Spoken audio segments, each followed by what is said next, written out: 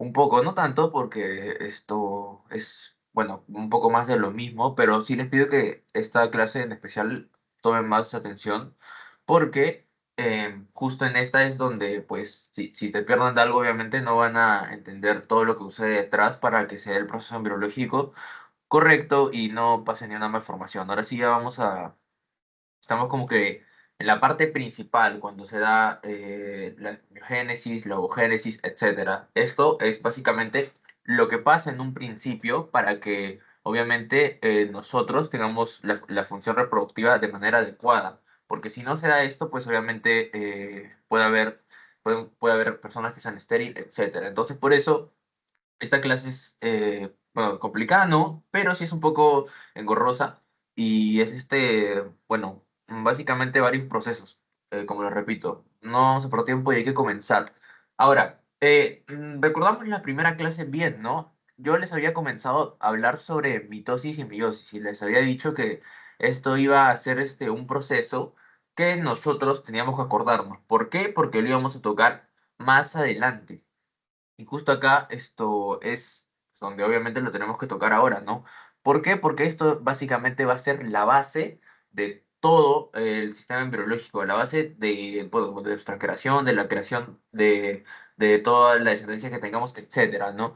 A ver, teníamos como que mitosis. ¿Qué era mitosis? Era la duplicación, pues obviamente de una célula, tenía sus fases, tanto la S, había varias fases en las cuales la replicación de ADN como que se iba a dar, etcétera, ¿no? Y teníamos también la interfase, ¿no? Donde era un punto de stop para que, la célula decía y veía si es que tenía todas las proteínas, etcétera, para ver si se podía replicar.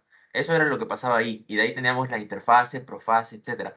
Eso sí, ya sí, creo que sí lo recuerdan. Iba de interfase, profase, metafase, anafase y telofase. Y justo ahí era donde se iban a dar, las dos células diploides que eran completamente igual, ¿no? No había un intercambio genético eh, notorio, ¿no? Iba a ser casi lo mismo, ¿no? A diferencia de qué cosas, de la meiosis, era la principal diferencia, ¿no? Que había intercambio genético.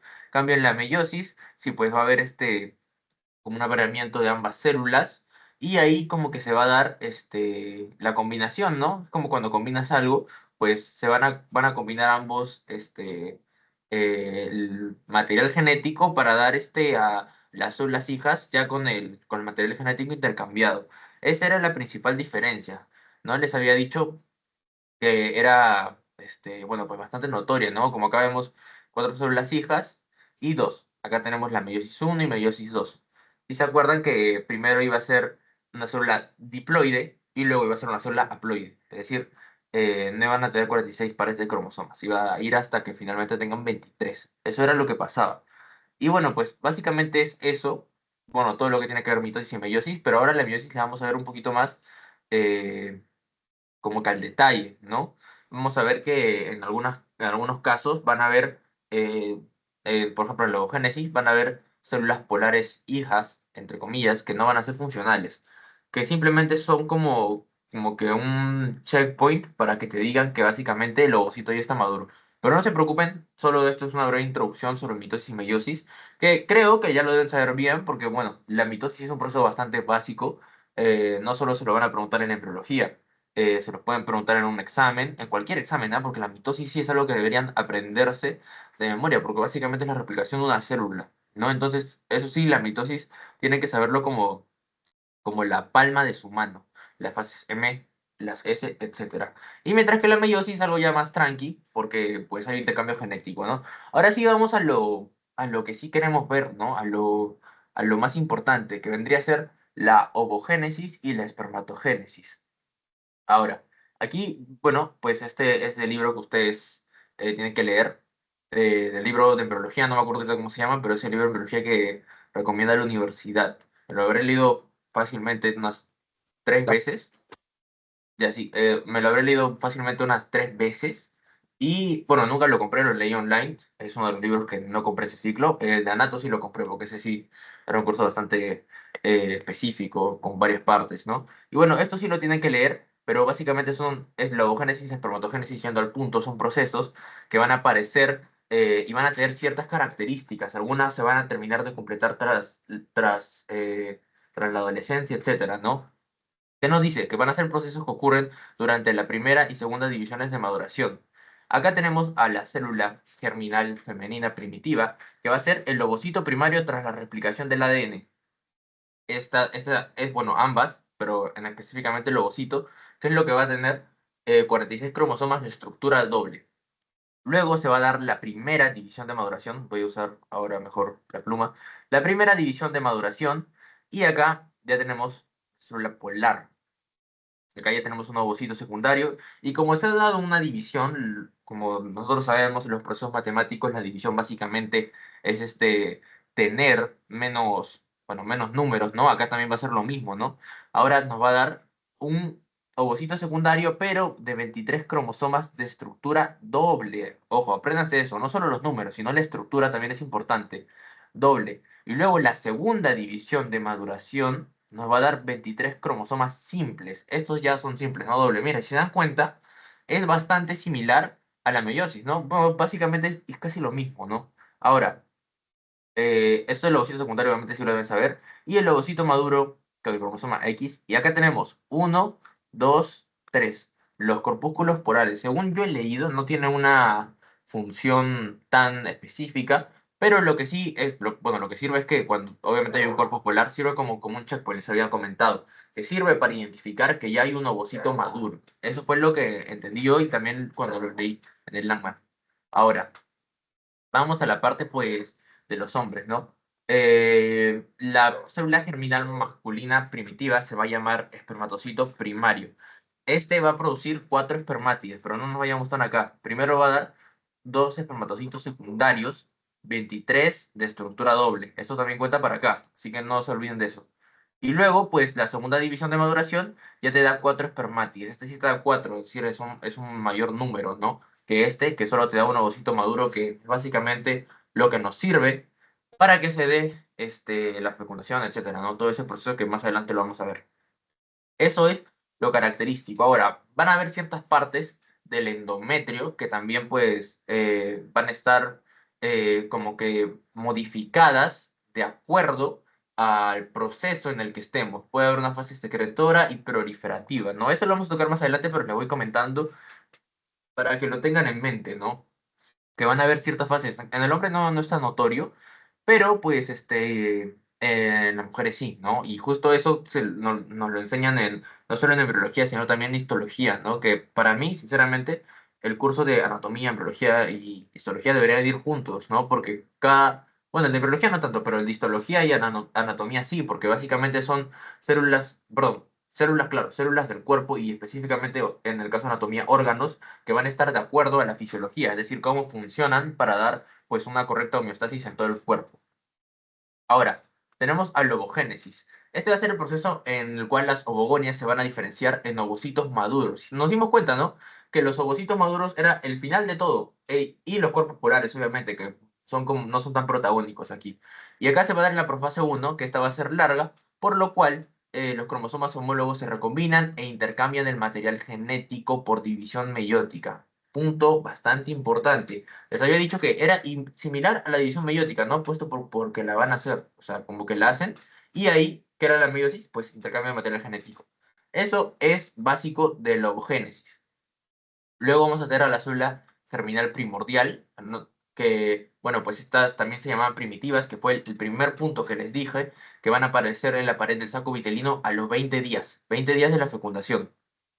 Después emigran a los esbozos gonadales. Escúchame, estas partes específicas de esbozos gonadales, etcétera, tómenlo como algo de memoria. ¿Por qué? Porque no lo vamos a ver ahorita, lo vamos a ver cuando veamos embriología del aparato reproductor. Ahí vamos a ver los esbozos gonadales, un montón de cosas. Y cómo vamos a ver que literalmente los riñones pues aparecen en la parte inferior del cuerpo y van a ir subiendo, subiendo, subiendo, subiendo hasta que llegue un punto bastante importante, que va a ser, si no mal recuerdo, eran las glándulas suprarrenales y creo que también un poquito el hígado, y el hígado es bastante grande, pues no es por eso que un riñón, específicamente el lado derecho, va a estar más abajo, ¿no? Eso es básicamente. Ahora, en el embrión femenino se van a dividir y se va a convertir en ovogonios. Ahí ya tenemos la segunda fase que está acá.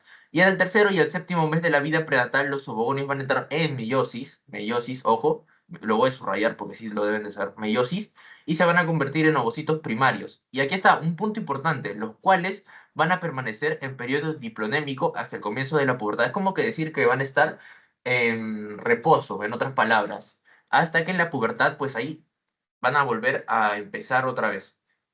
Importante es eso, ovocitos primarios y ahora como que se quedan en reposo y van a volver a empezar en la pubertad.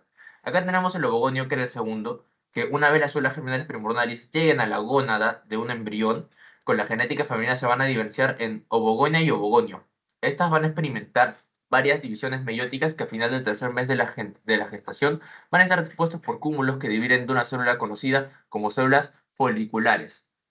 Acá tenemos un poquito de histología, ¿no? Tenemos el epitelio celómico del ovario y acá tenemos los ovogonios y los ovocitos primarios. Entonces, esto vendría a ser más segundo que si se dan cuenta, están un poquito más arriba, ¿no? Pues, bueno, pues eso es básicamente un poquito de lo que venía a ser histología. Y también pues porque han madurado más y bueno, básicamente si maduran más van a estar más arriba, en otras palabras, para que se les haga un poquito más fácil. Luego tenemos un ovocito primario en la profase y finalmente el ovocito primario en reposo, como les había dicho. ¿Hasta qué parte? Hasta que llegue pues el comienzo de la pubertad, ¿no? Eso es lo que va a pasar aquí. Y acá tenemos, miren, abajito, acá está los meses en lo que sucede eso. En el cuarto mes va a estar los ovogonios un poquito más arriba, pero todavía no vamos a ver ovocitos primarios en profase, que vendría a ser una fase de la división.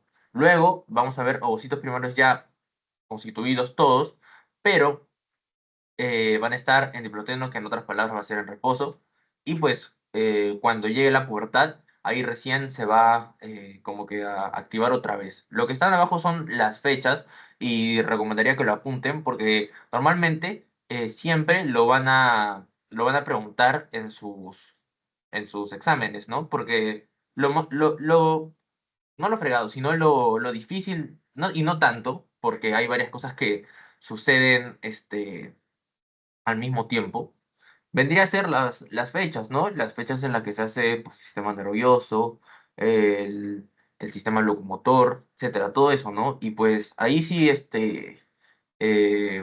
lo que, pues, un poco ajetreado y un poco pesadito. Pero yo sé que ustedes pueden. Ahora, un poquito de la histología, pero ya dentro de los folículos, ¿no? Bueno, pues tenemos el folículo primordial, que va a tener el ovocito, pues a su núcleo y su nucleolo, algo fácil de biología, ¿no? Y esto es básicamente lo más básico que vamos a ver acá.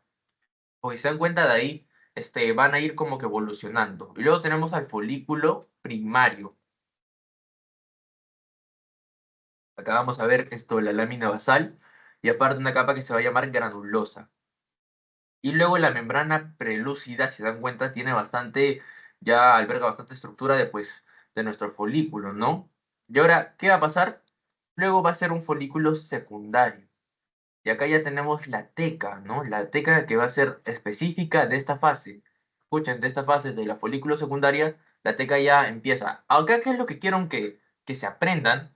Y es un truco bastante bueno. Que se aprendan es lo que aparece y en cuándo aparece. Porque eso les van a preguntar. Te pueden poner cuándo aparece la teca en la evolución folicular.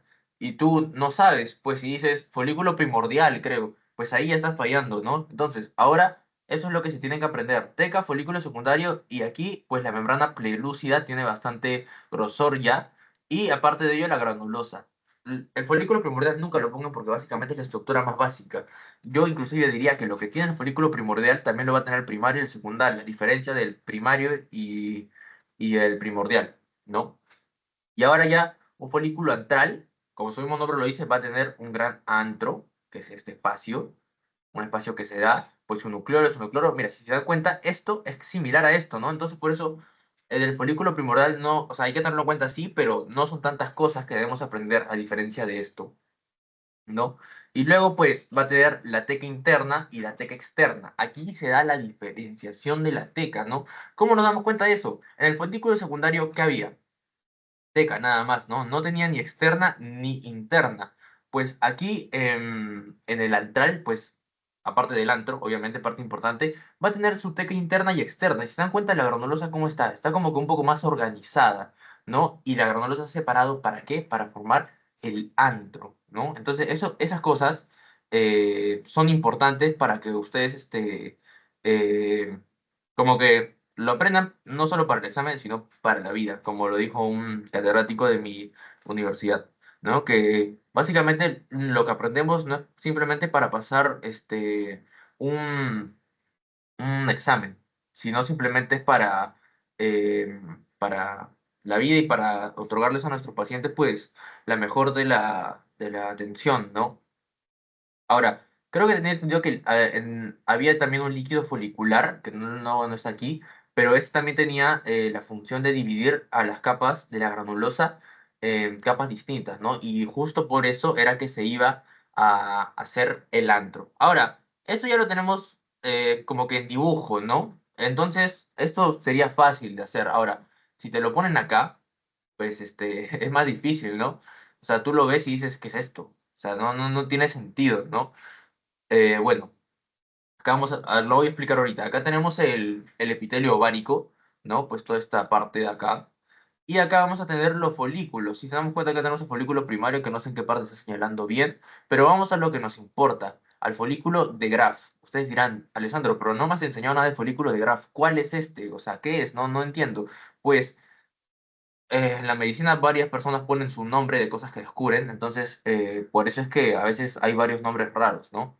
Y por eso en anatomía lo deben haber visto que hay varias partes de órganos, no de, varias partes de órganos, pero o sea, las que no son tan conocidas, que van a tener nombres de personas. Aquí, pues, el folículo de Graf viene a ser el folículo antral. Se los voy diciendo de una vez. Y acá, miren, aquí tenemos un antro bastante grande, ¿no? Tenemos las células granulosas y la teca interna y externa, ¿no? Este vendría a ser el folículo. Un folículo atrésico, pues, es básicamente que no se ha podido desarrollar. Folículo en crecimiento, que recién está creciendo. ¿Para qué? Para llegar a ser a nuestro personaje de acá. Y bueno, pues el estromo ovárico y pues nada más, ¿no? Acá no, bueno, un cuerpo lúteo atrésico, que ahí vamos a ver qué es el cuerpo lúteo y por qué es importante, porque aunque no lo crean, el cuerpo lúteo tiene una parte bastante importante en el embarazo, ¿no? Porque ¿qué es lo que va a hacer? Pues va a secretar algunas cosas importantes, ¿no? Como nutrientes, etcétera. Y pues y las hormonas como el estrógeno, creo, y la progesterona. Y entonces, pues así se va a dar una buena nutrición del ovocito, ¿no? Para que no acabe en nada. Y eso es básicamente lo importante. Acá un poquito más otra imagen del ovocito primario. Ah, miren, esta imagen es bastante buena, ¿ah? Porque acá es básicamente a un nivel mucho más microscópico, porque nos está dando cómo se van a dar los corpúsculos polares y aparte de eso, el ovocito, ¿no? Acá tenemos la zona pelúcida, etcétera, pero ovocito primario en división.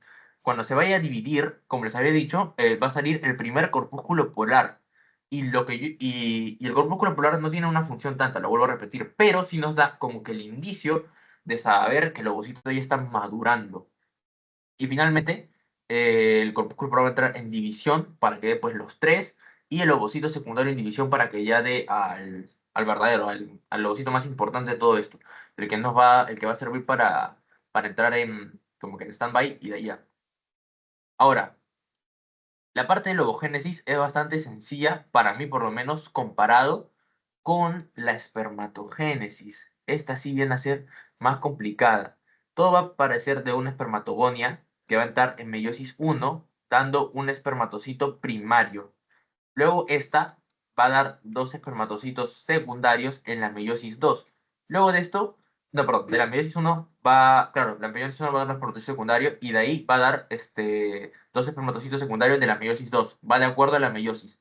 Y finalmente van a salir las espermátidas y de ahí se va a dar una diferenciación, porque si ustedes se dan cuenta, esta cosa pues no se parece a los espermatozoides, ¿no? Que tienen algunas enzimas bastante importantes para que se dé una adecuada eh, fecundación. Y ahora, punto importante, la meiosis primaria inicia en la pubertad a diferencia de la ovogénesis, ¿no? Que habíamos visto en la pubertad no iniciaba la meiosis uno, sino se iba a dar en la parte fetal, ¿no? Cuando estamos creciendo, en la embriogénesis, ¿no? que iba a migrar a la parte gonadal y ahí se iba a dar pues la maduración de manera correcta. Y ahora, la espermiogénesis, justo esta parte, la que es bastante específica en varias partes, ¿no? Que tenemos, les había explicado que pues al principio teníamos como que las espermátidas de una manera como un círculo, ¿no? Que básicamente no se parecía a un espermatozoide que normalmente conocemos, ¿no? Con su cabeza, la cola, etcétera. Pues acá vamos a ver cómo se va a dar esta fase, que es llamada fase espermátide o espermiogénesis. Ya es bastante diferente, ojo. Entonces, cada espermátide va a tener su ADN haploide. Ojo, haploide y 22 autosomas y un XY, 23 cromosomas, en otras palabras. ¿Ya? Y esta va a tener cuatro fases. La fase Golgi, que se va a formar la vesícula cromosómica, y los centriolos van a migrar al polo posterior. Luego el casquete, que básicamente es la parte de adelante, o sea, la de arriba, la cabeza, en otras palabras, donde la vesícula cromosómica va a formar un capuchón sobre el núcleo que condensa. La cromosómica, donde se va a producir un alargamiento y se va a formar como un flagelo. Ya lo debes saber por biología, lo que es un flagelo.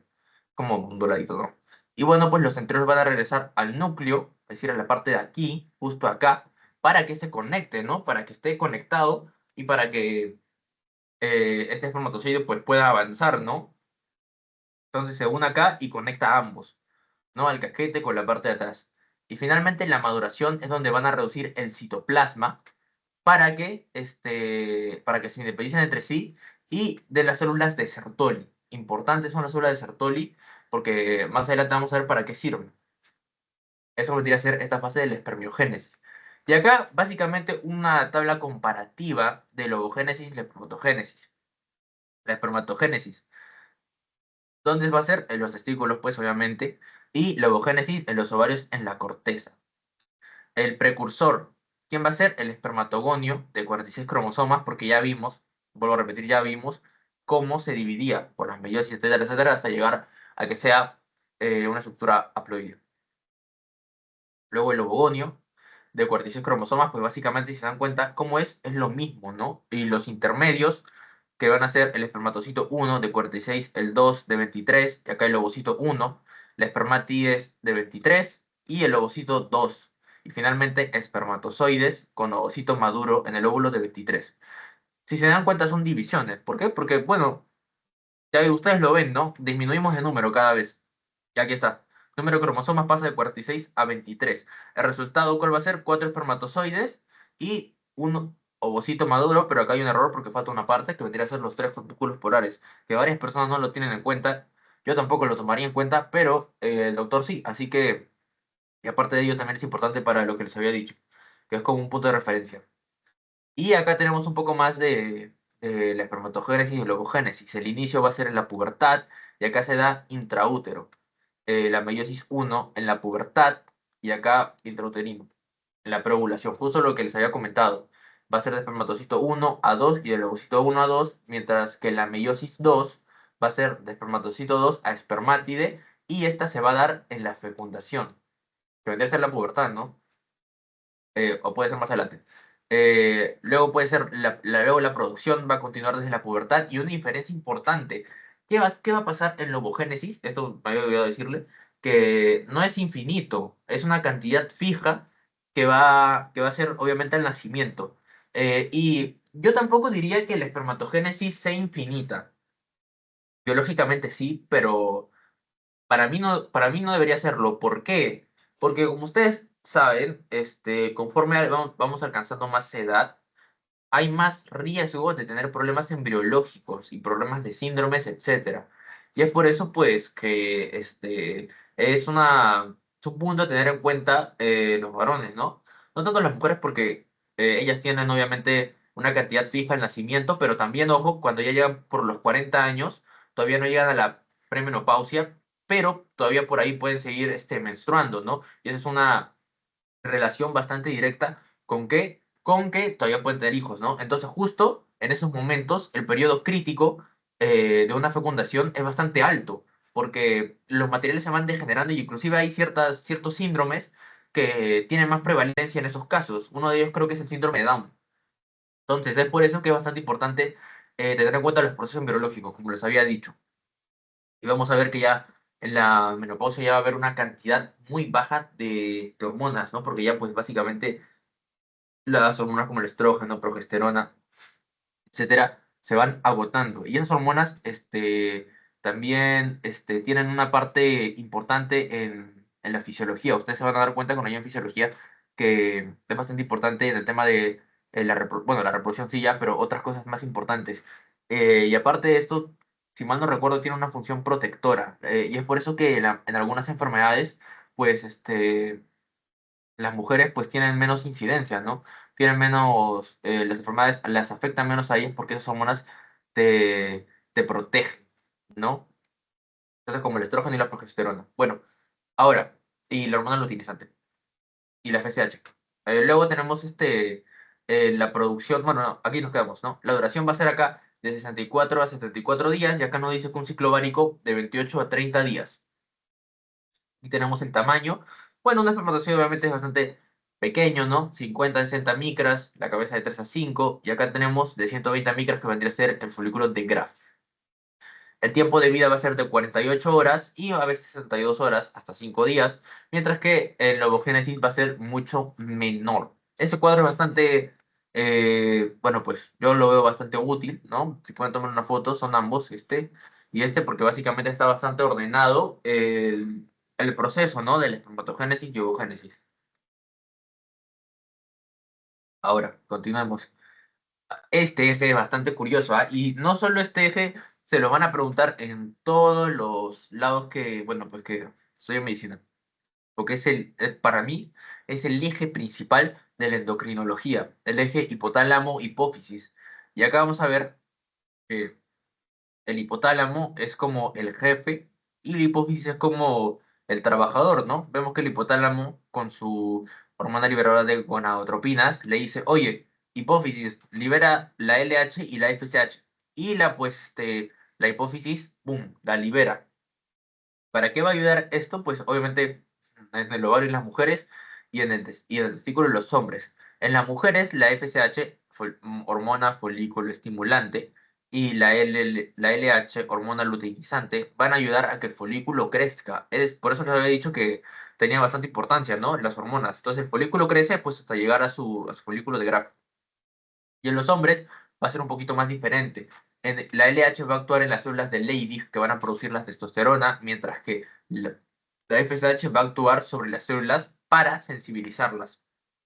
Y es por eso que es importante este eje, ¿no? Esto lo van a ver no solo acá, sino también en fisiología, porque tiene bastante importancia, bueno, pues básicamente en eso, en lo que les había avisado.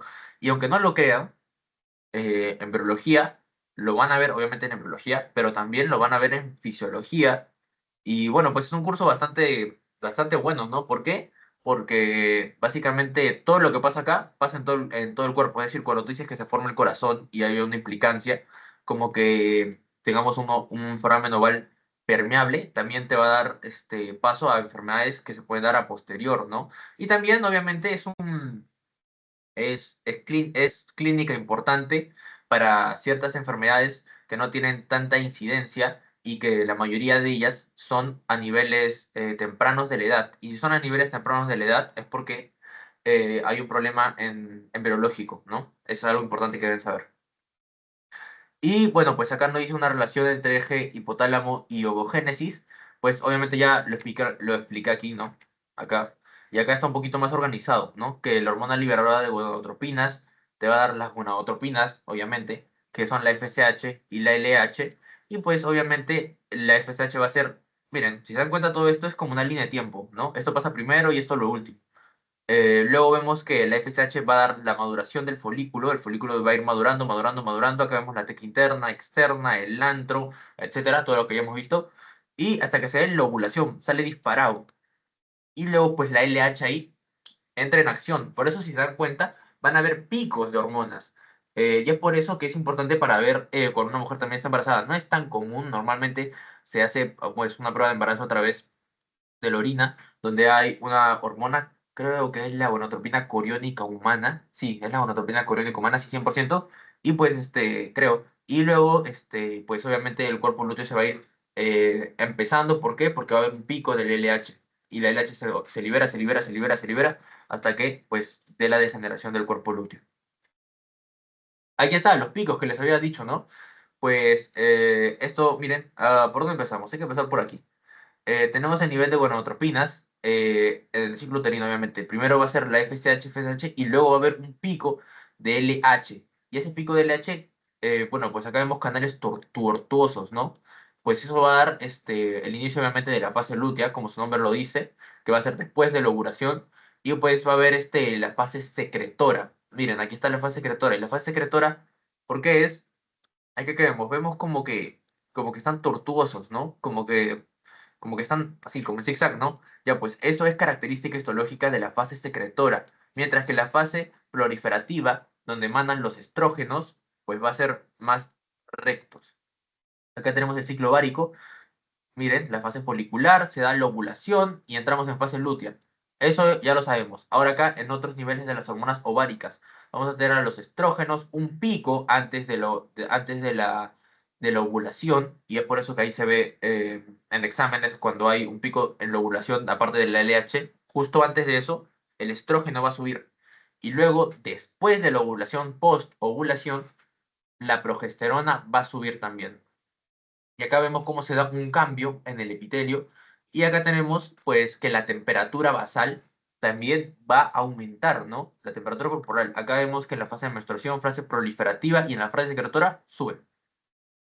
Y bueno, pues, básicamente es eso acerca de todas las fases. Acá tenemos las fases de la fecundación, que es bastante importante. Creo que esta es la última, si mal no recuerdo. Ah, no, todavía falta. Ya bueno, continuamos. Primero va a haber penetración de la corona radiada. Acá hay una parte importante de la membrana pelúcida, si mal no recuerdo también. El acrosoma se va a eliminar por la enzima hialuronidasa. Este va a atacar al ácido hialurónico, obviamente, porque es una enzima y la degrada, ¿no? Que forma la parte de la unión de las células con la corona radiada por está entrando acá. Luego, el reconocimiento del espermatozoide va a entrar en contacto con la proteína CP3 de la membrana pelúcida y esta va a facilitar y mantiene la unión con el espermatozoide. Esta proteína va a facilitar la unión. ¿No? Se penetra la zona pelúcida o membrana pelúcida y se va a liberar acrosina, la cual esta va a romper cadenas de glucoproteínas de la zona pelúcida. Luego se va a dar la fusión entre la membrana plasmática y el ovocito y lo que queda pues de la membrana plasmática y el espermatozoide, porque como hemos visto hubo varias enzimas que pues la degradaron, ¿no? Luego se va a bloquear el poliesperma, ¿por qué? Porque obviamente no puede penetrar dos espermatozoides, ¿no? Y por eso que se bloquea. También inclusive otra de las funciones de la membrana pelúcida que me tomaron en un pasito, creo, era evitar pues la fecundación de otros espermatozoides de especies que no son las mismas que nosotros. Y bueno, pues continuamos que acá se va a dar el bloqueo del polisperma. La membrana pelúcida va a hacer esa parte y se van a modificar sus propiedades para que no pueda ingresar otro. Luego pues se va a dar la formación del pronúcleo femenino y masculino, ¿no? Donde el espermatozoide va a aumentar el núcleo y se va a degenerar la cola porque era una parte que no servía, simplemente era ¿para qué? Para la movilización de este.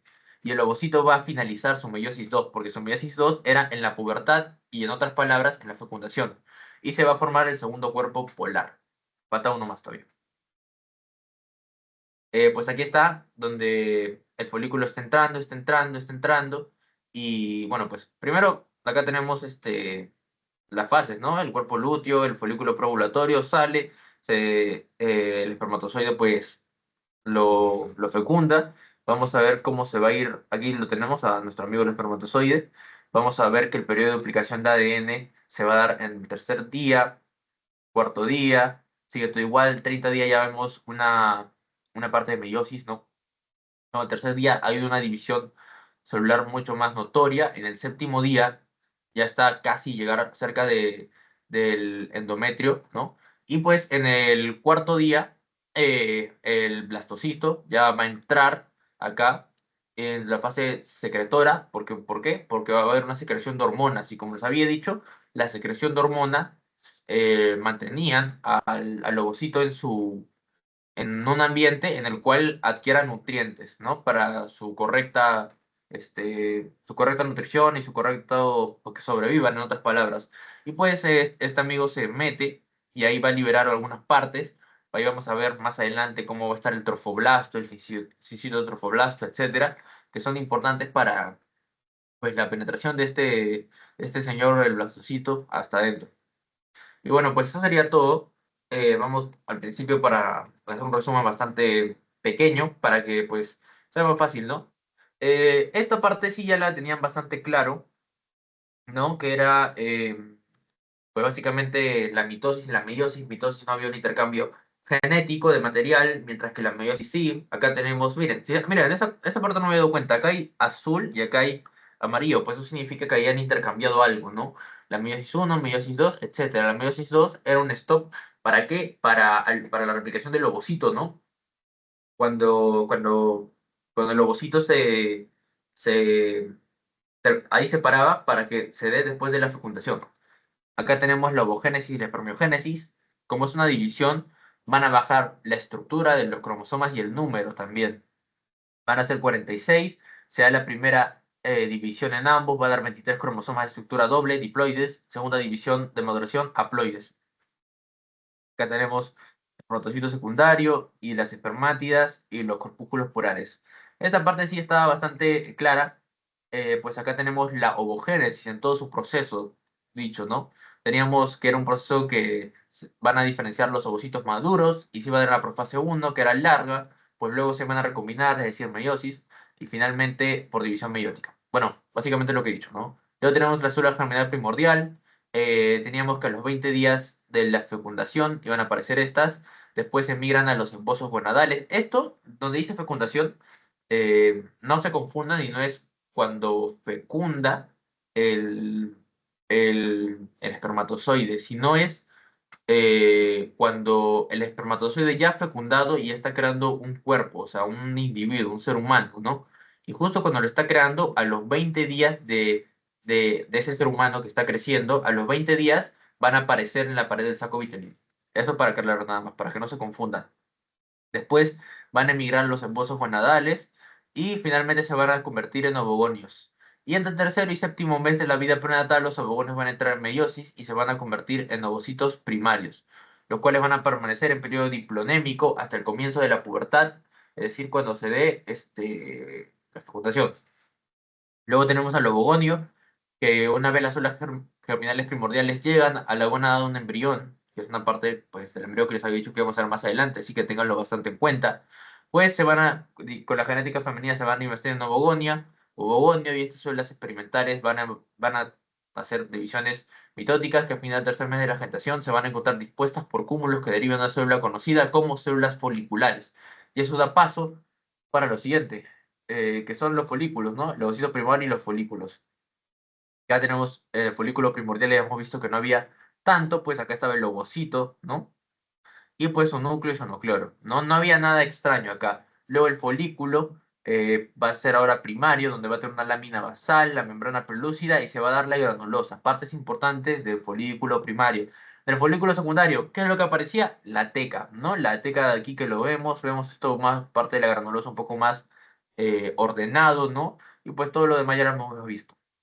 Luego tenemos al folículo antral o folículo de Graf, que este iba a dar su antro, tanto su teca interna como su teca externa, ¿no? Esto lo tenemos sobre el folículo antral.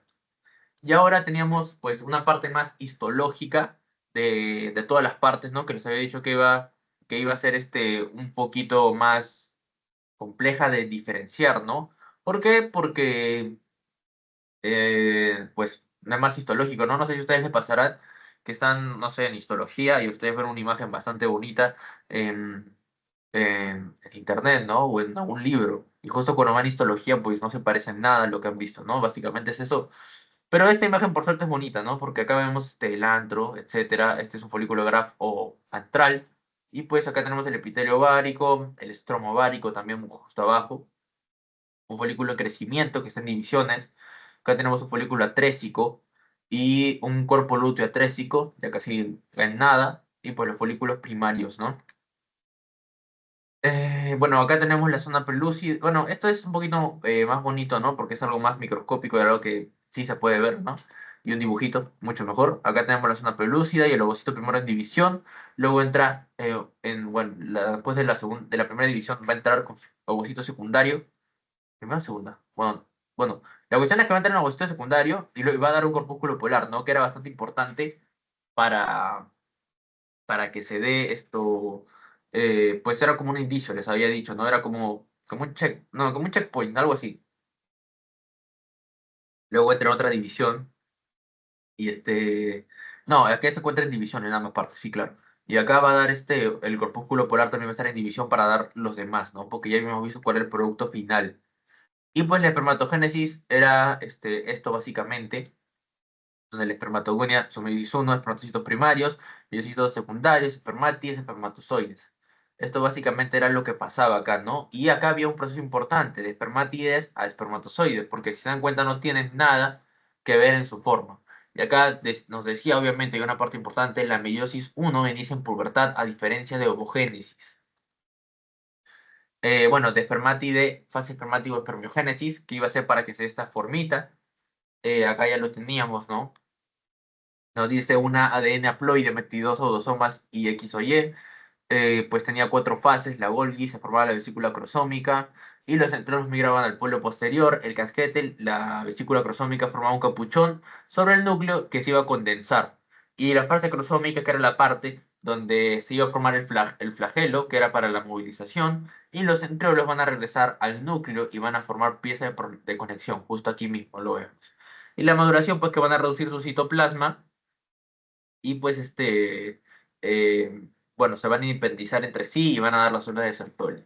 Este cuadro, pues ya lo hemos visto todo, ¿no? Esto sí no lo voy a explicar porque ya lo hemos visto, tómenle foto o algo, por si no lo han tomado. Voy a la siguiente y ya.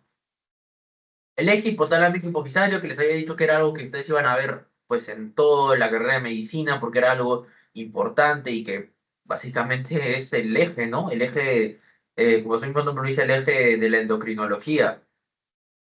Tenemos que pues, el hipotálamo era como el jefe, le decía, oye, hipófisis, libérame tal cosa. En este caso, la hormona era la hormona liberadora de gonadotropinas. Y se iba la LH y la FSH, la folículo estimulante y la luteinizante, que era importante en el caso de las mujeres. ¿Para qué? Para que estas van a ayudar a que el folículo crezca. Y justo hemos visto que había ciertos picos, ¿no? Ciertos picos antes de la ovulación. Y en los hombres iban a ayudar para las células de Leydig que produzcan testosterona y la FSH actuaba sobre las células para sensibilizarlas. Luego acá justo tenemos la relación entre el eje un poco más organizado. Teníamos que pues los impulsos venían del hipotálamo a la hipófisis, gonadotropinas, FSH, LH, FSH, la maduración del ovocito, ovulación. Sale el ovocito y finalmente tenemos el LH, ¿no? Que va a ser para degenerar pues como que este residuo, en otras palabras, que no es tan residuo porque es una parte importante. Aquí pues tenemos los picos que les habían dicho bien claro que era importante, ¿no? El pico de LA-LH que se iba a dar justo en la ovulación, que coincidía justo con un pico de estrógeno antes de eso y justo después de eso un pico de progesterona. Esta parte se la pueden preguntar, ¿no? Te pueden decir, ¿cuál de las siguientes hormonas se libera después de la ovulación? Y te ponen un montón de hormonas que tú ni sabes, te ponen inclusive el aldosterona, etcétera, un montón de hormonas que tú no sabes, pero lo que sí sabes es que estrógeno es antes y pro es más pro, por así decirlo, y se libera después. Una mnemotecnia para que así lo tengan presente o una relación. Luego, pues el ciclo uterino, que iba a ser su fase ¿qué? Secretora, es tortuoso esta parte, mientras que la proliferativa es recto, como un tubo, y acá es como que, como que zigzag. Teníamos una parte importante de la temperatura basal, donde iba a haber un aumento de temperatura justo después de la ovulación. Bueno, pues las fases de la fecundación, esto sí lo explicamos bien. La inhumación iba a penetrar la columna radiada, se reconocía por la proteína CP3, luego penetraron la zona pelúcida, se iba a liberar la enzima acrosina. No, perdón, la enzima no, se liberaba la acrosina, porque no es una enzima, y esta iba a romper las cadenas de glucoproteínas, una proteína.